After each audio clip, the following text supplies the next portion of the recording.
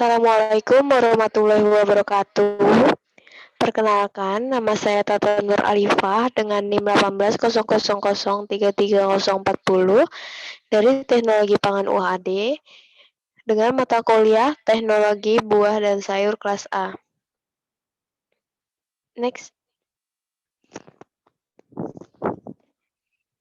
Di sini saya ingin mempresentasikan presensi yang kelima, yaitu metode pengolahan tekanan tinggi. HPP atau High Pressure Processing, yaitu metode pengolahan menggunakan tekanan tinggi pada produk makanan yang memiliki keunggulan atau kekuatan, yaitu prosesnya cepat atau fast, aman safe, tidak merusak produk, menjaga kealamian produk, dan kadang dapat meningkatkan flavor atau menjaga organoleptiknya. Mempunyai 3 prinsip, yaitu yang pertama, non-thermal processing atau tidak menggunakan perlakuan suhu, artinya suhu ruang, tidak ada suhu yang ekstrim. Yang kedua ada mengurangi PME atau enzim pektin metil esterase. Yang ketiga ada menonaktifkan bakteri-bakteri yang terkandung dalam produk yang dimasukkan dalam mesin HPP ini.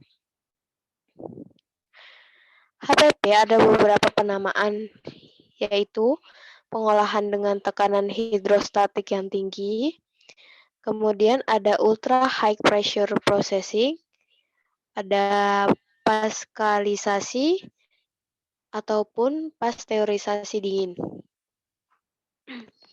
HPP ini adalah sebuah teknologi pengolahan yang dapat diaplikasikan atau yang mengaplikasikan tekanan tinggi untuk makanan yang berbentuk padat atau cair.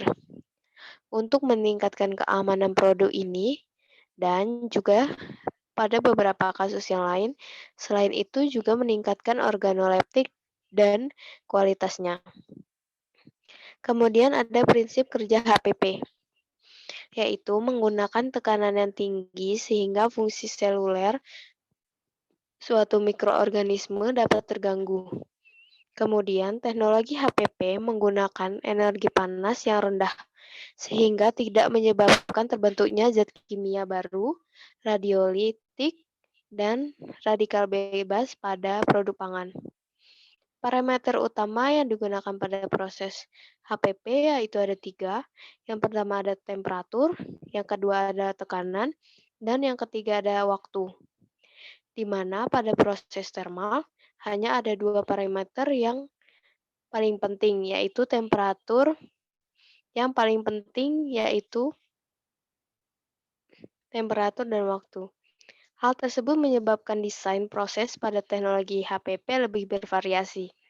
Parameter lainnya yaitu laju pasteurisasi atau dekompresi, yang kedua ada distribusi panas, yang ketiga ada pH, yang keempat ada aktivitas air atau AW, yang kelima ada temperatur awal produk, dan yang terakhir ada komposisi produk pangan.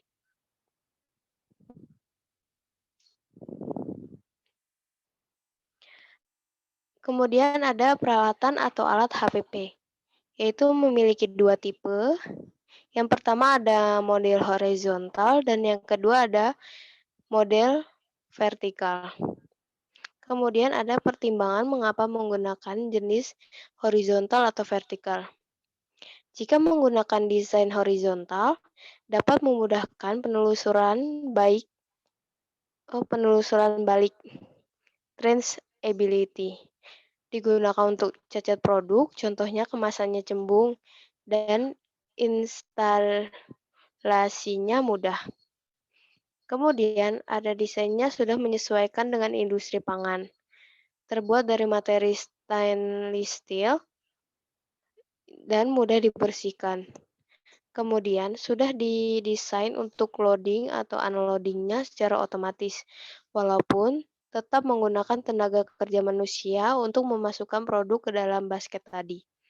Dan yang terakhir yaitu tenaga tekanan kerja yang diberikannya, yaitu sekitar 600 megapascal atau 6.000 bar. Kemudian komponen di dalam mesin HPP ada 5. Yang pertama ada pressure vessel, yaitu terowongan yang fungsinya untuk ditutup vakum, kemudian diberikan tekanan tinggi. Yang kedua ada pompa yang untuk menarik udara yang ada di dalam vessel tersebut, kemudian diganti dengan tekanan. Yang ketiga ada sistem untuk mengontrol dan memonitor pada saat pemberian tekanan itu berlangsung. Yang keempat ada sistem penanganan atau handling untuk transfer atau memindahkan produk dari dan ke vessel tadi ke terowongan. Yang kelima ada media yang dikompres atau yang bisa digunakan untuk compressing seperti air, larutan glikol, minyak silikon, larutan sodium benzoat, larutan etanol, dan gas inner, atau yang biasanya menggunakan nitrogen. Contoh produk yang menggunakan HPP, di sini ada skim milk atau ham. Oke, next.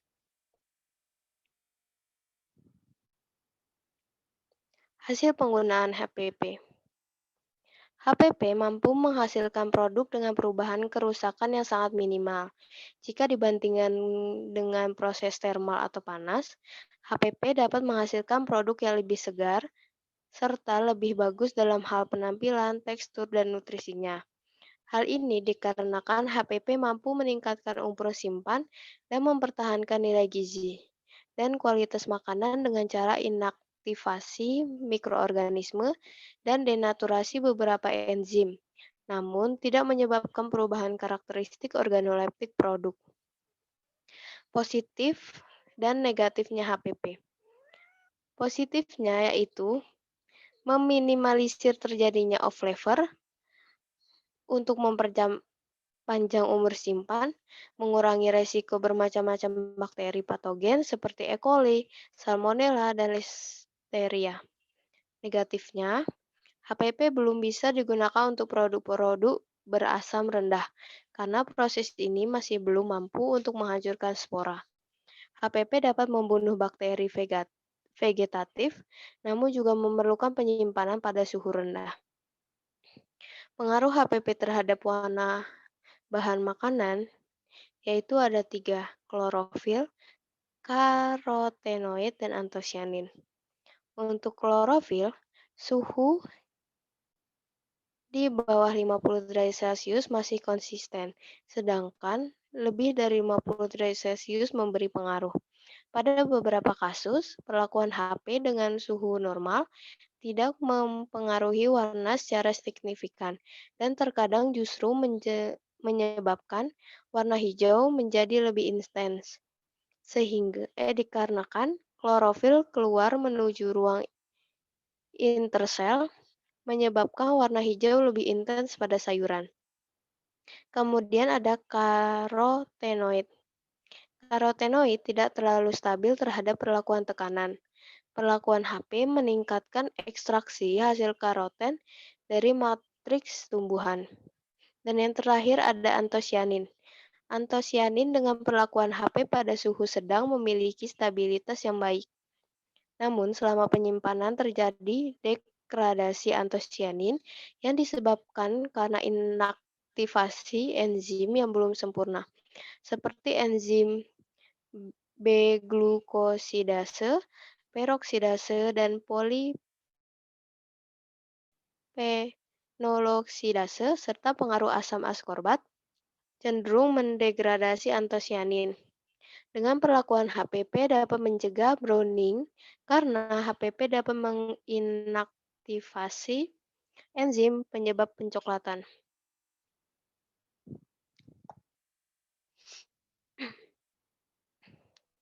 Kemudian ada pengaruh HPP terhadap tekstur bahan makanan.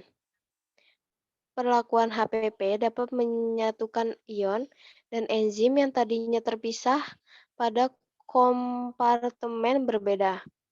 Tekanan dan suhu yang dikombinasikan dapat mempengaruhi tekstur, mempengaruhi permeabilitas sel, menyebabkan adanya pergerakan air di dalamnya, juga menyebabkan gas pada bagian antarseluler sel menjadi hilang.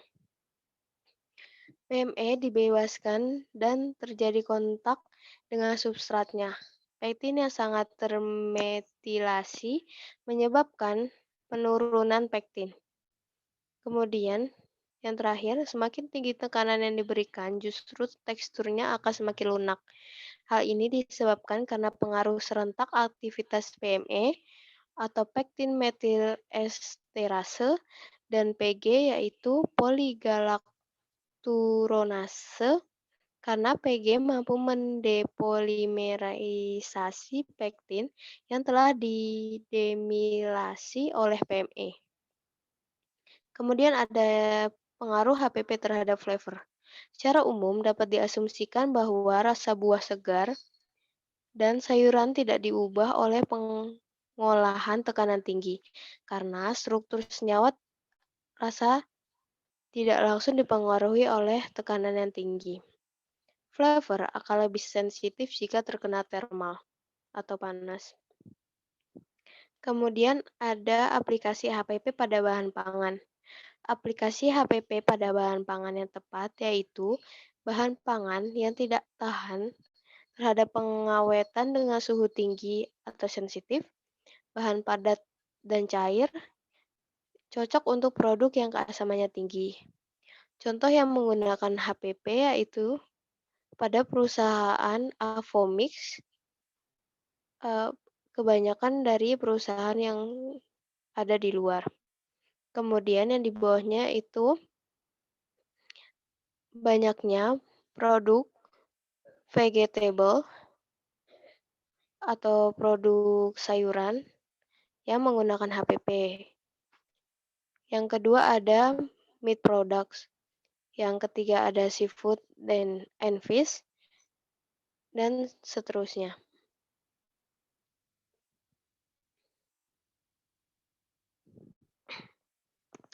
Kemudian ada produk turunan dari susu. Dengan aplikasi HPP, yaitu dapat meningkatkan umur simpan susu yaitu 3-10 kali lebih lama daripada produk tanpa HPP. Kemudian menjaga kesegaran produk. Selanjutnya itu tidak mempunyai efek pada sensoris, nutrisi, dan propertis bahan. Kemudian efektif dalam mengeliminasi mikroba penyebab kerusakan dan mikroba patogen.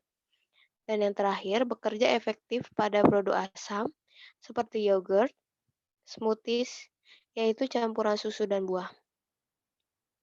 Kemudian ada produk buah dan sayur. Dengan aplikasi HPP ini dapat meningkatkan umur simpan dan menginaktivasi mikroorganisme patogen. Contohnya jus buah, sari buah, puree, smoothies, dan sebagainya. Sekian presentasi dari saya. Kurang lebihnya mohon maaf. Wabillahi taufiq wal hidayah. Wassalamualaikum warahmatullahi wabarakatuh.